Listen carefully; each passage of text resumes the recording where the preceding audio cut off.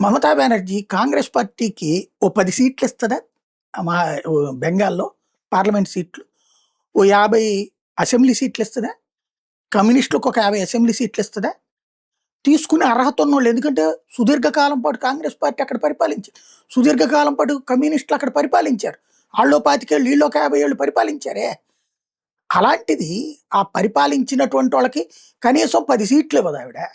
పోటీలోకి ఇది చివరికి కాంగ్రెస్‌కి వ్యతిరేకంగా బయటకొచ్చింది. కమ్యూనిస్ట్‌కి వ్యతిరేకంగా పోరాడి అధికారంలోకొచ్చింది.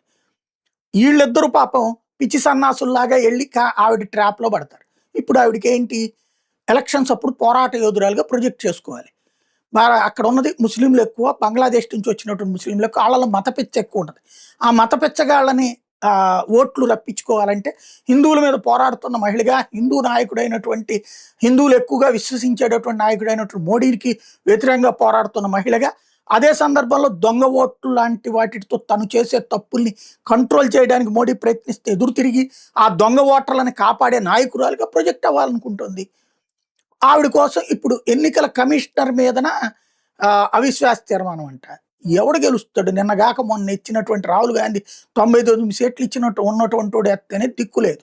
ఈవిడకో 20 సీట్లున్నాయి. ఈవిడ చేయగానే గెలిచేస్తారా? ఏదో అందరూ తలా ఓ సంతకం వేశారు అయిపోయింది. ఎన్నికల దాకా ప్రచారం జరగాలని కోరుకుంటది ఆవిడ. ఎన్నికల దాకా రోజు పోరాటే యోధురాలుగా ఉంటే, మోడీకి శత్రువుగా చూపెట్టుకుంటే అక్కడ గెలవాలనుకుంటుంది. ఆ ట్రాప్‌లో పడి కనీసం ఆవిడ ఏ సీట్లు ఇవ్వకపోయినా సరే, ఎనకాల టంకులేసుకొని తిరిగే కర్మ పట్టింది కాంగ్రెస్‌కి, కమ్యూనిస్టులకి.